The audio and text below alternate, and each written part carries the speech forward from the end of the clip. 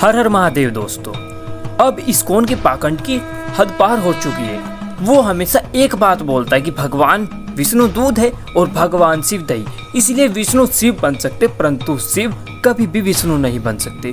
उनका ये जो श्लोक है, सबसे पहले तो मैं आपको बता दूं कि वो श्लोक उन्होंने ब्रह्म संहिता से लिया है, जो कि एक प्रमाणिक ग्रंथ नहीं है, और ऊपर से वो श्लोक शिव महापुराण से चुराया हुआ है। चोरी तो इन दक्ष के बच्चों की पुरानी आदत है। इन्होंने एक शिव जी का ही श्लोक चुराकर उसको अपने ब्रह्म संहिता में डाल दिया, परंतु हम तो आपको प्रमाणिक ग्रंथों से ही प्रमाण देंगे कि दूध दही वाली थ्योरी कहाँ तक सही है। सबसे पहले तो हम आपको बता देते हैं कि भगवान सदाशिव त्रिमूर्ति से ऊपर है। त्रिदेव हमेशा भगवान सदाशिव से ही उत्पन्न होते हैं। उनके दाहिने ओर से ब्रह्मा जी, बाएं ओर से विष्णु जी, वे हृदय से भगवान रुद्र प्रकट होते हैं। हम यह बात ऐसे ही नहीं बोल रहे, हम आपको प्रमाण देंगे कहाँ कहाँ इस बात का वर्णन मिलता है।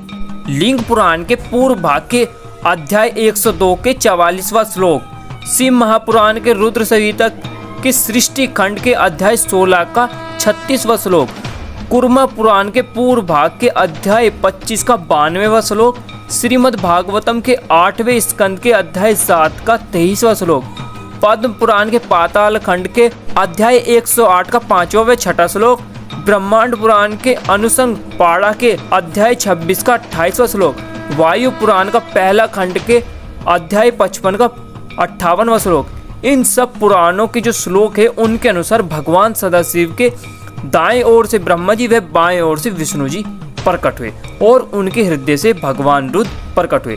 इसके अलावा महाभारत के अनुशासन पर्व के 14वें अध्याय के 347 श्लोक में भी महर्षि उपमन्यु जी यही कहते हैं कि शिव जी के दाहिने ओर से ब्रह्मा जी और बाएं ओर से विष्णु जी प्रकट हुए। इसके अलावा रुद्र हृदय उपनिषद में भी लिखा है कि सदाशिव के दाहिने ओर से ब्रह्मा जी और बाएं ओर से विष्णु जी प्रकट हुए।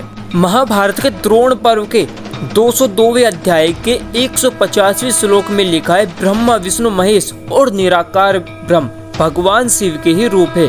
सर्व उपनिषद के दूसरे व तीसरे मंत्र में भी ऐसा ही लिखा है।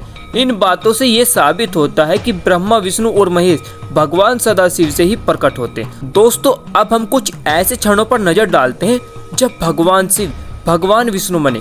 ऐसे तो बहुत सारे ग्रंथों में लिखा है कि शिव ही विष्णु रूप धारण करके सृष्टि का संचालन करते हैं, परंतु शिव महापुराण के रुद्र संहिता के अंतर्गत पार्वती खंड के 30वें अध्याय में जब भगवान शिव माता पार्वती के पिता हिमवंत के पास नट का रूप धारण करने जाते, तब महादेव लीला दिखाने लगते।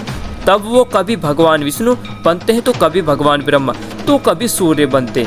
जब वहाँ पर वो भगवान विष्णु के रूप में दिखाई देते तो जो हिमावंत, जो भगवान विष्णु के बहुत बड़े भक्त थे, वो उनको पूजा में जो जो पुष्प चढ़ाते हैं वो भगवान विष्णु रूपी शिव के गले में पड़े हुए दिखते हैं। इसके अलावा पद्म पुराण के उत्तर कांड में जब भगवान शिव भगवान श्री राम को गीता, जो कि शिव गीता के नाम से विख्यात है, सुनाते हैं, तो शिव गीता के 7वें अध्याय में भगवान महादेव श्री राम को अपना विश्व रूप दिखाते।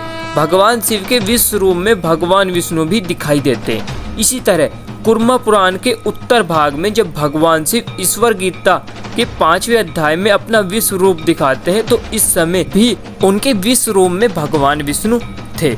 इन सभी प्रमाणों से इस्कॉन की दूध दही वाली जो थ्योरी है वो बिल्कुल झूठी साबित होती है, क्योंकि उन्होंने ये महादेव को नीचा दिखाने के लिए डाली है। दोस्तों, अगर आपको हमारी इस वीडियो में दी गई जानकारी अच्छी लगी हो तो हमारे YouTube चैनल धर्मलोक को अवश्य सब्सक्राइब कीजिए। जय श्री राम, हर हर महादेव।